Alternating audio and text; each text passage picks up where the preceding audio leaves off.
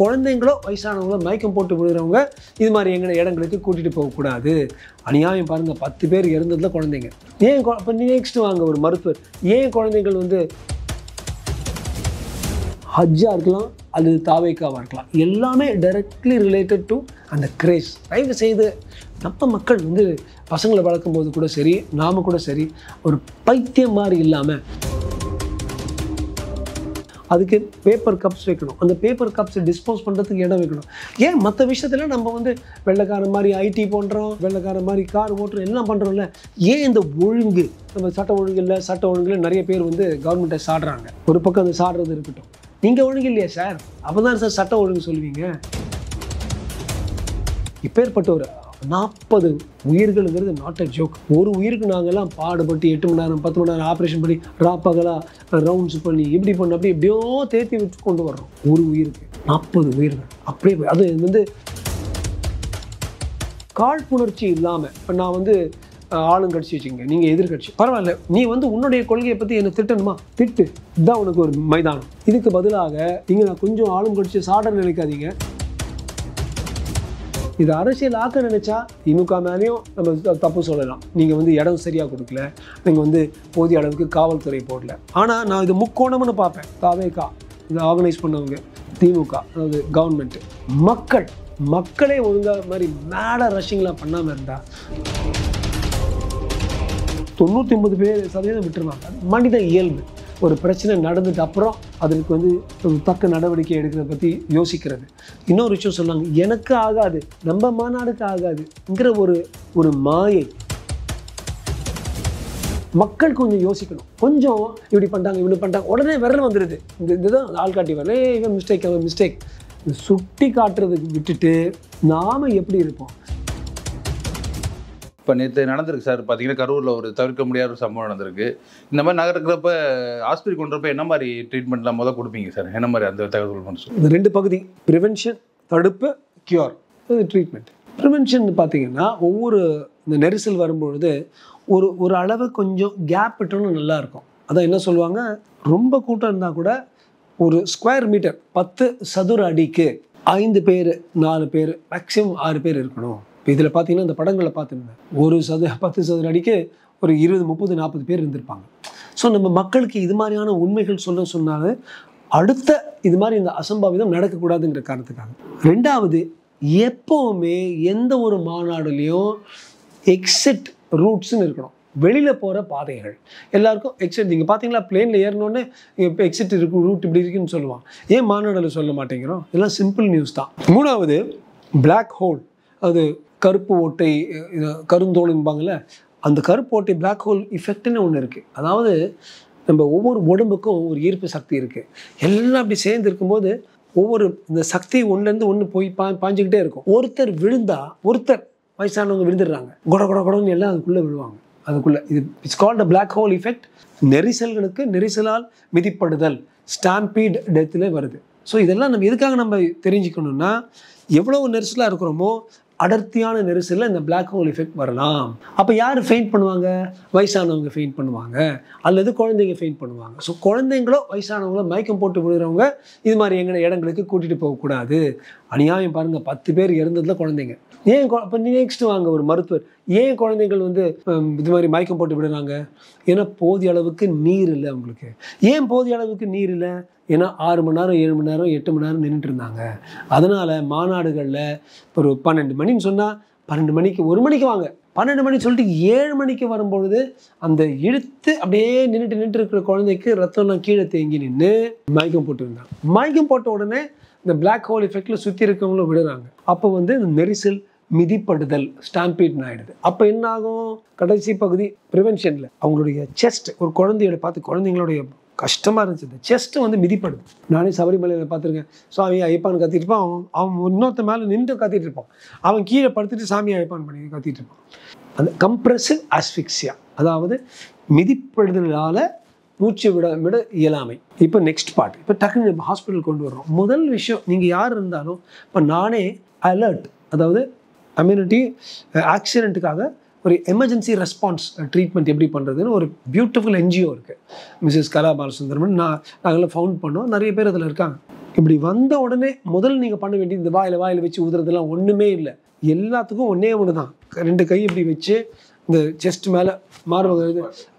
யார் இருந்தாலும் குழந்தைங்களுக்குலாம் ரொம்ப ஈஸி. வெறும் கட்டவரில் வச்சு அடிச்சுனா கூட குழந்தைங்களுக்கு வந்துடும்.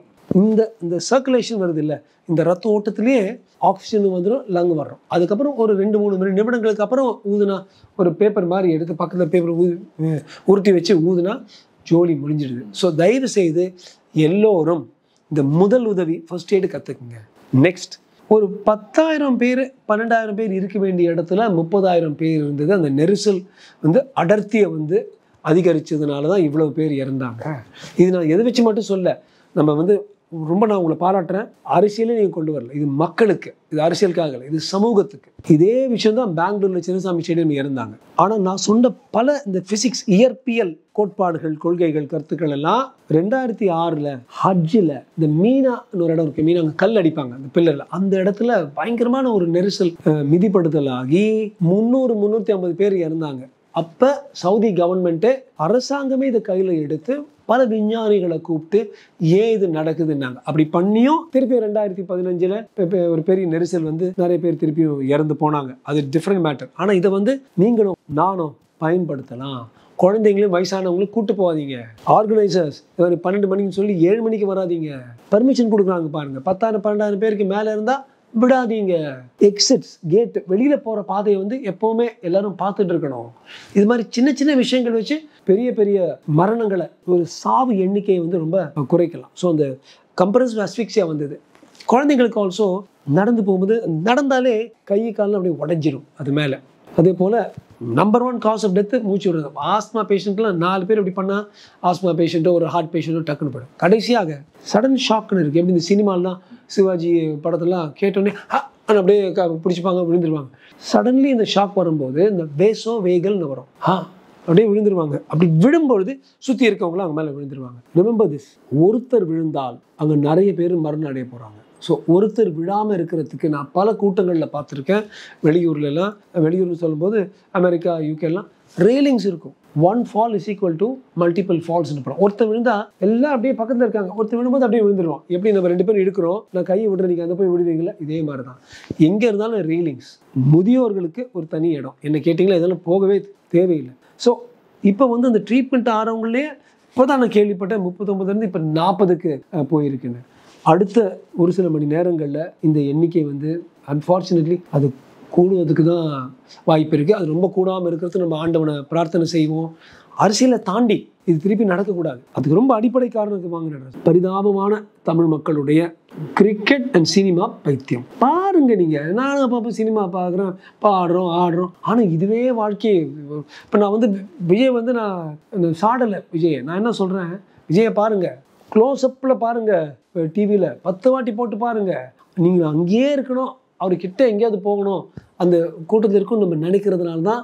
அது திருப்பதியாக இருக்கலாம், அது இந்த கும்பமேளாவாக இருக்கலாம், ஹஜ்ஜாக இருக்கலாம், அல்லது தாவேக்காவாக இருக்கலாம். எல்லாமே டைரக்ட்லி ரிலேட்டட் டு அந்த கிரேஸ். தயவு செய்து நம்ம மக்கள் பசங்களை வளர்க்கும் போது கூட சரி, நாம கூட சரி, ஒரு பைத்தியம் மாதிரி இல்லாமல், நான் திருப்பி சொல்வேன், நான் ரொம்ப விரும்புகிற இந்த ஆக்டர் அஜித்.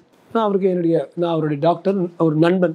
அவர் நற்பணி மன்றத்தை கரைச்சார். இவனுங்க எனக்கு கொடி வைக்கிறதுக்கு வேலை செய்யாமல் இருப்பாங்க, உங்க போய் உங்கள் அப்பா அம்மா பாரு, உங்கள் பொண்டாட்டி பிள்ளை பாருன்னு சொல்லக்கூடிய ஒரு திறன் உள்ள ஒரு மன திடம் அஜித்குமாருக்கு தான் இருந்துச்சு. அவர் சொன்னார், இது என்னால் எவனும் சாகக்கூடாதுன்னு.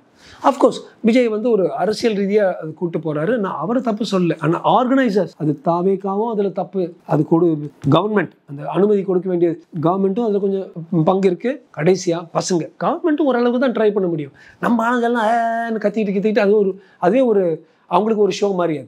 அது பண்ணாமல் நம்ம இருந்தோம்னா நாடு ஒரு பக்கம் நம்ம விக்சித் பாரதம்னு சொல்கிறோம், ஒரு பரிணாம வளர்ச்சி அடைந்த பாரதம். அதில் போய் இது மாதிரி அடிச்சுக்கிட்டு பிடிச்சிக்கிட்டா இருக்கணும். தயவு செய்து நம்ம 1.4 140 கோடி மக்கள், நெரிசல் வர்றதுக்கு பல வாய்ப்புகள் இருக்குது. இந்த பொலிட்டிக்கல் விஷயங்கள் கூட்டங்கள் வர திருப்பி இது மாதிரி வர்றதுக்கு வாய்ப்புகள் இருக்குது. நான் சொன்ன இந்த கோட்பாடுகள் எல்லாம், என்ட்ரி, எக்ஸிட் ஏரியா, அதே போல் டாய்லெட்ஸ், ஃபுட், வாட்டர், என்ன மாதிரி தேவைகள்லாம் இருக்குங்க சார் கூட்டத்தில் என்ன மாதிரி அரேஞ்ச்மெண்ட் இருக்குங்களா சார்? Very good point. ஒருத்தருக்கு அதாவது இப்போ 3 மணி நேரம்னா பிளான் பண்ணும்போது, அது நம்ம வடிவேல் சொன்ன மாதிரி எதையுமே பிளான் பண்ணி தான் செய்யணும்னு சொன்ன போல் 3 பேருக்கு 2 பேருக்கு ஆக்சுவலாக 1 லிட்டர் தண்ணி வேணும் 2 மணி நேரத்தில். அப்படின்னா நீங்கள் பாருங்கள் எவ்வளவு பாட்டில்ஸ் இங்கே வைக்கணும், அல்லது அந்த பாட்டில்ஸ் அந்த வாட்டர் ட்ரம்ஸ் இருக்கிற இடத்துல மார்க் ஆகணும். அதுக்கு பேப்பர் கப்ஸ் வைக்கணும், அந்த பேப்பர் கப்ஸை டிஸ்போஸ் பண்ணுறதுக்கு இடம் வைக்கணும். ஏன் மற்ற விஷயத்தில் நம்ம வந்து வெள்ளைக்காரன் மாதிரி ஐடி பண்ணுறோம், வெள்ளைக்காரன் மாதிரி கார் ஓட்டுறோம், எல்லாம் பண்ணுறோம்ல. ஏன் இந்த ஒழுங்கு நம்ம சட்ட ஒழுங்கில் நிறைய பேர் வந்து கவர்மெண்ட்டை சாடுறாங்க. ஒரு பக்கம் அந்த சாடுறது இருக்கட்டும், நீங்கள் ஒழுங்கு இல்லையா சார், அப்போ தான் சார் சட்டம் ஒழுங்கு சொல்லுவீங்க. ஏன் வந்து தமிழனுக்கு அண்ணாதுரை சொன்ன மாதிரி அந்த கடமை, கண்ணியம், கட்டுப்பாடு, டிசிப்ளின், சரிங்க நிற்க சொன்னாங்க நிற்கிறது, அப்படியே ஓடுறது. 10 பேர் வாங்கினா அது ஒரு 20 பேர் வர்றது. அதை நம்ம என்னைக்கு நம்ம மாற்றுறோமோ அன்னைக்கு தான் நம்ம வளருவோம். இப்பேற்பட்ட ஒரு 40 உயிர்களுங்கிறது நாட் அ ஜோக். ஒரு உயிருக்கு நாங்கள்லாம் பாடுபட்டு 8 மணி நேரம் 10 மணி நேரம் ஆப்ரேஷன் பண்ணி ராப்பகலாக ரவுண்ட்ஸ் பண்ணி இப்படி பண்ணி அப்படி எப்படியோ தேத்தி விட்டு கொண்டு வர்றோம். ஒரு உயிருக்கு 40 உயிர்கள் அப்படியே. அது வந்து 90 வயசு ஆளுங்க போனாங்க, அட்வான்ஸ் எய்ட்ஸ் கேன்சர் பேஷண்ட்ஸ் போனாங்க, அது கூட சேட் தான். ஆனால் பரவாயில்ல, இது வந்து prime of life. Youth youngsters 10 பேர், பெண்கள் யாருமே இந்த 90 வயசு இல்லையா. ஸோ தண்ணிங்கிறது முக்கியம். அதே போல் தண்ணி குடிக்கிறோம்ல, தண்ணி வெளியில் வரணும். டாய்லெட்ஸ் எவ்வளோ அதில் மொபைல் டாய்லெட்ஸ் போட்டிருக்கான் பார்க்கணும். என்ன கேட்டால் என்ன வந்து இந்த கட்டமைப்பு எப்படி நம்ம சரிப்படுத்தணும்னா, ஒவ்வொரு இடத்துலையும் ஒரு பெரிய ஒரு பூங்காவோ ஒரு எடுத்து வச்சுட்டு இவ்வளவு மொபைல் டாய்லெட்ஸ், இவ்வளவு பேர் தான் உள்ள முடியும், உள்ள வரும், இவ்வளவு தண்ணிங்கிறது காழ்ப்புணர்ச்சி இல்லாமல். இப்போ நான் வந்து ஆளுங்கட்சி வச்சுங்க, நீங்கள் எதிர்கட்சி, பரவாயில்ல, நீ வந்து உன்னுடைய கொள்கையை பற்றி என்னை திட்டணுமா, திட்டு, இதுதான் உனக்கு ஒரு மைதானம். இதுக்கு பதிலாக இங்கே நான் கொஞ்சம் ஆளுங்கட்சி சாட நினைக்காதீங்க, அது வந்து இப்படி தான் வர முடியும், இப்படி வரக்கூடாது, இப்படி வர முடியும், இப்படி சொல்லி. ஃபார் எக்ஸாம்பிள் நான் சொல்கிறேன், ஏன் அதிமுகவுக்கும் தாவேகாவுக்கும் ஒரு குறிப்பிட்ட ஒரு இடம், திமுகவுக்கு இன்னொரு இடம். இதே கடந்த வாரத்தில் பார்த்தீங்கன்னா திமுக சைடு பார்த்தீங்கன்னா ஒரு பிம்பர் விழா நடத்துறாங்க, அதுக்கு வந்து கரெக்டான பாதுகாப்புலாம் கொடுக்குறாங்க. ஆனால் இப்போ இந்த மாதிரி விஷயத்துக்கு வந்து கோட்டை விட்டுறாங்க. அது எதனால சார்? இது வந்து அந்த அரசியல் காழ்ப்புங்கிறது இதில் தெரியுது. அண்ட் இது வந்து இப்படிப்பட்ட ஒரு ஒரு சோக நிகழ்வு நடத்துக்கும் பொழுது நான் வந்து இதில் வந்து அரசியல் வச்சு நான் சாட விரும்பல. ஆனால் டெஃபினட்டாக ஃபால்ட் இருக்கா இல்லைன்னா அப்படின்னு எந்த வகையில் வந்து தாவேகா அதிமுக வந்து திமுகவுக்கு வந்து கம்மியான ஆட்கள், ஏன் அவங்க வந்து மனுஷங்க தானே. அங்கே வர்ற பார்த்துக்கலாம் தமிழேண்டான்னு சொல்லிட்டு அதே தமிழேண்டா தானே இப்போ இறந்து போயிருக்காங்க.